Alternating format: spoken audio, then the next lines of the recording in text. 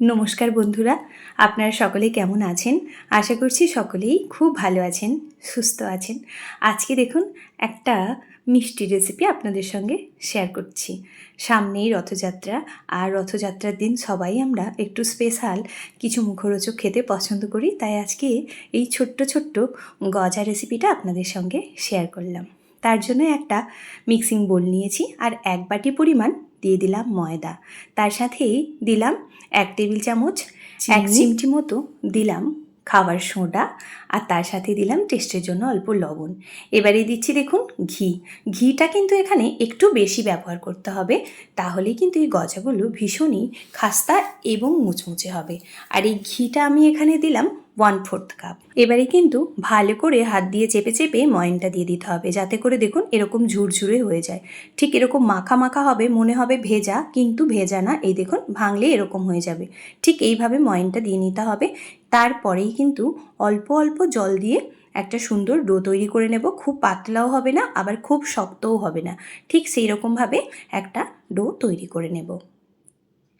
এই ঘিটা দিয়ে গজাটা বানালে কিন্তু ভীষণ টেস্ট হয়। আপনারা চাইলে সাদা তেলও দিতে পারেন, কিন্তু আমি বলবো ঘি দিয়েই বানাবেন, তাহলেই কিন্তু দুর্দান্ত হয়। দেখুন ডোটা বানানো হয়ে গেছে। এবারেই ঢেকে রেখে দেব, চিনিগুলো সব গলে যাবে সেই পর্যন্ত। এদিকে দেখুন চিনির শিরা বানাবো। গ্যাসের মধ্যে কড়াই বসিয়ে 1 বাটি পরিমাণ চিনি দিলাম, আর দিয়ে দেবো 2 বাটি পরিমাণ জল। তার সাথে একটা এলাচ দিয়ে দিয়েছি, আর এই 2 বাটি পরিমাণ জল দিয়ে ভালো করে এবার চিনির শিরাটা তৈরি করে নিতে হবে। যত সময় পর্যন্ত চিনির জলটা অর্ধেকটা পরিমাণ না হয়ে যাচ্ছে, ঠিক তত সময় পর্যন্ত কিন্তু বেশ ভালো করে ফুটিয়ে নিতে হবে। দেখুন জলটা কিন্তু অনেকটা কমে গেছে, আর চিনির শিরাটাও একটু চটচটে ভাব এসেছে। এবার কালারটা সুন্দর হবে, তাই দিয়ে দিলাম কয়েকটা কেশর, আর দিয়ে দিচ্ছি দেখুন অল্প একটুখানি লেবুর রস। ঠিক 1/2 টিস্পুন মতো হবে সেরকম, যাতে করে এই যে চিনির দিয়ে আমরা শিরাটা বানাচ্ছি সেটা কিন্তু কোনোভাবেই জমে যাবে না, একেবারেই পাতলা থাকতে সাহায্য করবে। দিয়ে আবারও 4 মিনিট মতো লো ফ্লেমে ফুটিয়ে নেব। ঠিক কালারটা এরকম সুন্দরভাবে এসে যাবে সেই পর্যন্ত। দেখুন চিনির শিরাটা কত সুন্দরভাবে কালারটা এসে গেছে, আর হাতের মধ্যে একটু চটচটে হবে সেরমভাবেই নামিয়ে নেব। একেবারেই কিন্তু খুব বেশি তার করব না। দেখুন এরকম একটুখানি রেখে দিলে একটু হাতের মধ্যে চিটচিট করবে, ঠিক সেই পর্যন্ত কিন্তু এই শিরাটা বানিয়ে এবার গ্যাসটা বন্ধ করে ঠান্ডা হতে দেব। এদিকে দেখুন কাপের মধ্যে আবারও খানিকটা ঘি নিয়েছি, আর তার সাথেই 1 চামচ ময়দা দিয়ে বেশ ভালো করে একটা ঘোল বানিয়ে নেব। দেখুন একদম সুন্দরভাবেই ঘোলটা বানানো হয়ে গেছে। ময়দাগুলো পুরোপুরি ঘিয়ের সাথে সুন্দরভাবে মিশে গেছে। ঠিক এরকমভাবেই কিন্তু এই ঘোলটা বানিয়ে আমি সাইডে রেখে দিচ্ছি।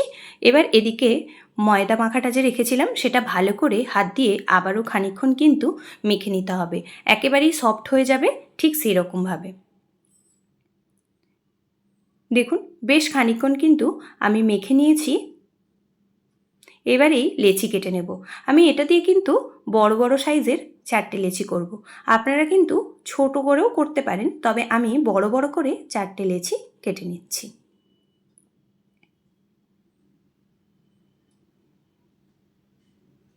দেখুন সুন্দরভাবে লেচিগুলো কাটা হয়ে গেছে। এবার হাত দিয়ে ভালো করে গোল করে রেখে দেব। লেচিগুলো সব গোল করে সরিয়ে রাখলাম। এবার ওই কিচেন স্ল্যাপের মধ্যেই আমি খানিকটা তেল স্প্রে করে এখানেই রুটিগুলো বেলে নেব। আপনারা চাইলে বেলনের মধ্যেও বেলে নিতে পারেন, আর পরোটাগুলো নর্মালভাবেই বেলা হবে, যেভাবে রুটির থিকনেস থাকে ঠিক সেইভাবেই কিন্তু এটা বেলে নিতে হবে। দেখুন বেশ বড় করেই বানিয়ে নিয়েছি। এবার ওপর থেকে দিয়ে দেব ওই যে ঘিয়ের সাথে ময়দাটা গুলে রেখেছিলাম সেটাই দিয়ে ব্রাশ দিয়ে কিন্তু পুরো রুটিটার মধ্যে ভালো করে লাগিয়ে নিতে হবে।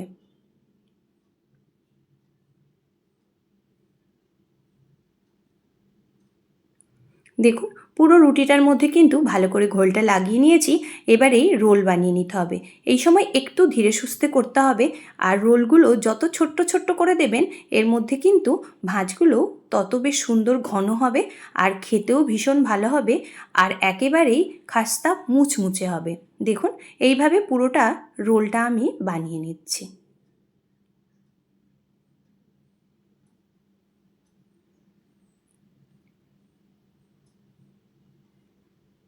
দেখুন বানানো হয়ে গেল, এটা সরিয়ে রাখছি। তারপরে আরও একটা রুটি বানিয়ে কিন্তু এই একই সঙ্গে আবার রোল বানাবো। দেখুন আরও একটা রুটি বানিয়ে নিচ্ছি।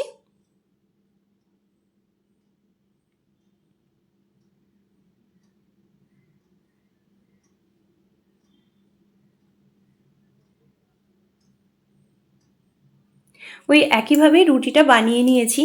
আর আজকে একটুখানি ক্ষমা করবেন, আজকে কোনোভাবে আমার ক্যামেরাটা একটু পাশ হয়ে গেছে, যার জন্য রুটিটা অর্ধেকটা চলে গেছে ক্যামেরার বাইরে। আবারও ওই ঘোলটা দিয়ে দেখুন ব্রাশ করে নিচ্ছি।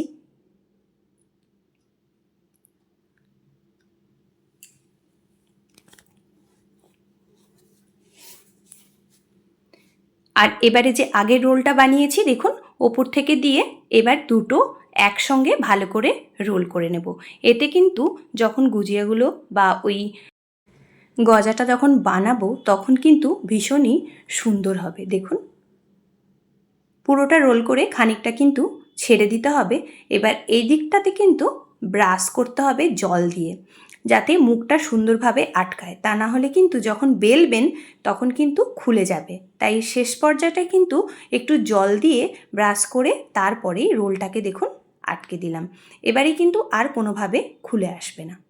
সরিয়ে রাখলাম। দেখুন দুটো বানিয়ে নিয়েছি একই রকমভাবে। দেখুন এরমভাবে বানিয়ে নিয়েছি। এবারে একটা ছুরির সাহায্যে ছোট্ট ছোট্ট করে শেপ দিয়ে কেটে নিতে হবে। খুব বেশি মোটা করে কিন্তু কাটা যাবে না।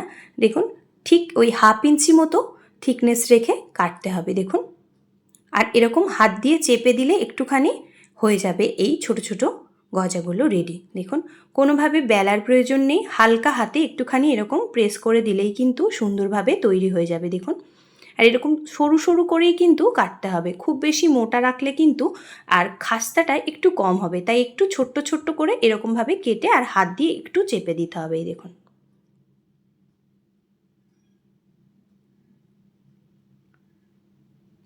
এইভাবে করে কিন্তু প্রত্যেকটাই বানিয়ে নিতে হবে।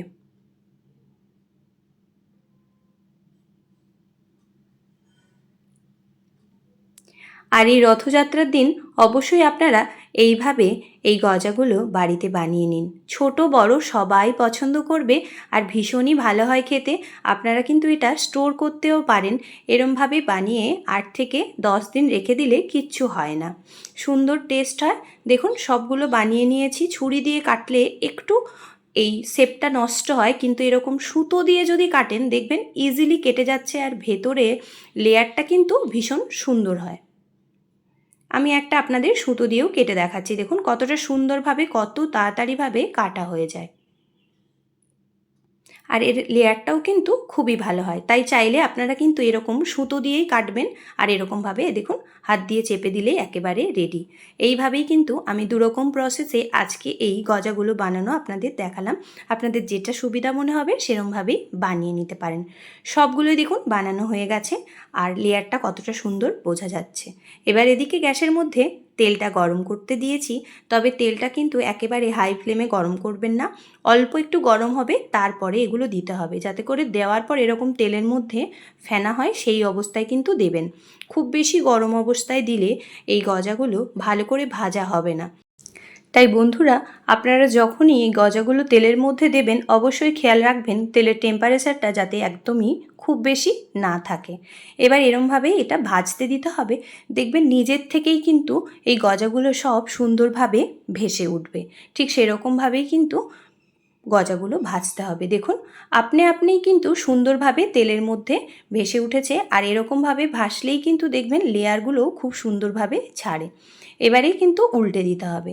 আর এরমভাবেই উল্টে পাল্টে একদম লো ফ্লেমে রেখে এই গজাগুলো সব ভেজে নিতে হবে। এরকম লো ফ্লেমে করলেই দেখবেন যে ভীষণই খাস্তা হয়েছে এই গজাগুলো। বাইরেটা একেবারেই হবে মুচমুচে আর ভেতরটা হবে রসালো। ঠিক এইরকমভাবে কিন্তু একদম লো ফ্লেমে অনেকটা সময় দিয়ে এই গজাগুলো ভাজতে হবে।